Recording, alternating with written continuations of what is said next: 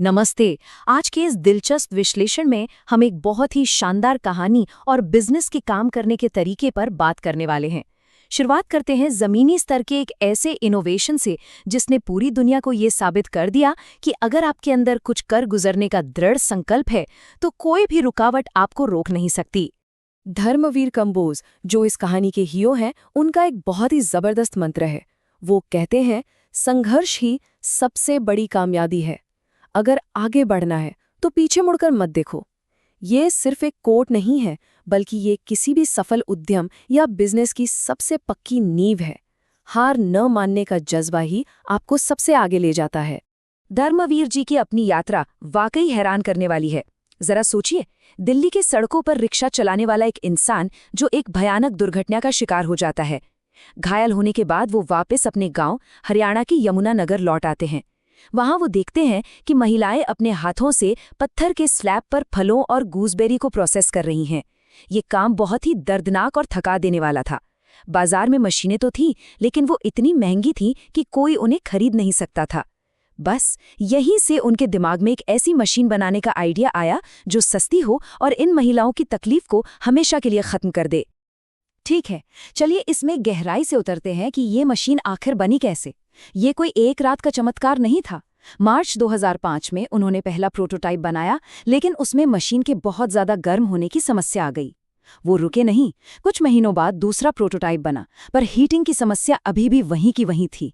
फिर आया उनका तीसरा प्रोटोटाइप, जिसने आखिरकार इस हीटिंग की समस्या को जड़ से खत्म कर दिया। इसे GIAN ने खरीदा और केन्या में एक पायलट प्रोजेक्ट के लिए भेज दिया। अपने अंतिम चरण में उन्होंने एक चौथा मॉडल तैयार किया, जिसमें फोल्डिंग पैर और एक अंदरूनी चाकू भी लगा हुआ था। जरा देखिए, एक हीटिंग के खतरे से शुरू होकर ये मशीन एक सफल ग्लोबल एक्सपोर्ट बन गई।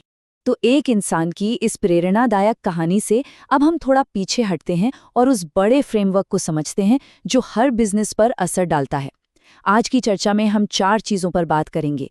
बिजनेस एनवायरनमेंट को समझना, ये एनवायरनमेंट ज़रूरी क्यों है, इसके 5 बड़े आयाम और भारत का आर्थिक ढांचा। शुरुआत करते हैं हमारे पहले टॉपिक से। बिजनेस एनवायरनमेंट यानी व्यावसायिक पर्यावरण आखिर है क्या, और एक उद्यम के चारों ओर क्या होता है। आसान भाषा में समझें तो बिजनेस एनवायरनमेंट उन सभी बाहरी लोगों, संस्थानों और ताकतों का एक पूरा पैकेज है जो किसी भी बिजनेस के काम करने के तरीके को प्रभावित कर सकता है। देखिए, कोई भी बिजनेस किसी अलग थलग द्वीप पर नहीं चलता। बाहरी दुनिया में होने वाला हर एक बदलाव उस बिजनेस पर सीधा असर डालता है। अब इन बाहरी ताकतों को हम 2 हिस्सों में बांट सकते हैं। एक तरफ है आपकी विशिष्ट ताकतें, जैसे आपके निवेशक, आपके ग्राहक और आपके प्रतियोगी।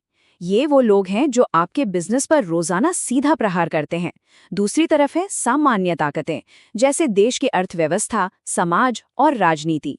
ये चीजें सीधा असर तो नहीं डालती, लेकिन ये पूरे के पूरे मार्केट का माहौल ही बदल कर रख देती हैं।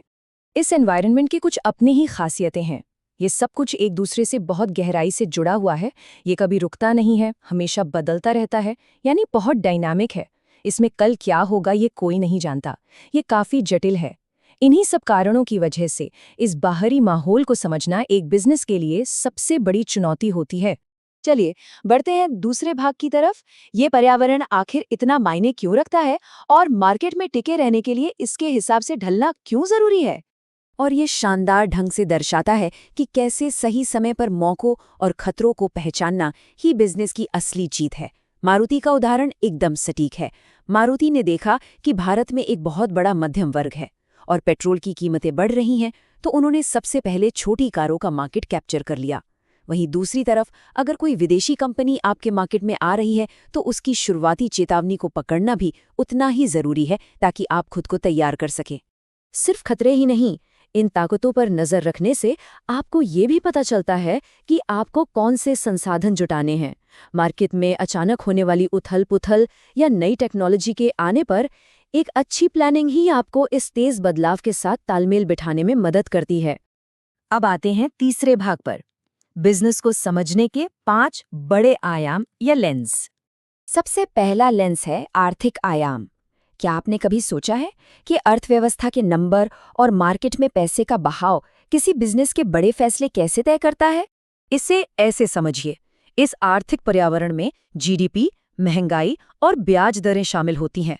उदाहरण के लिए, जब बैंक अपनी ब्याज दरें कम कर देते हैं तो कार लोन और होम लोन सस्ते हो जाते हैं। इसका सीधा असर क्या होता है? लोग तुरंत ज्यादा पैसा खर्च करने लगते हैं, जिससे ऑटोमोबाइल और कंस्ट्रक्शन बिजनेस में रातों रात बूम आ जाता है।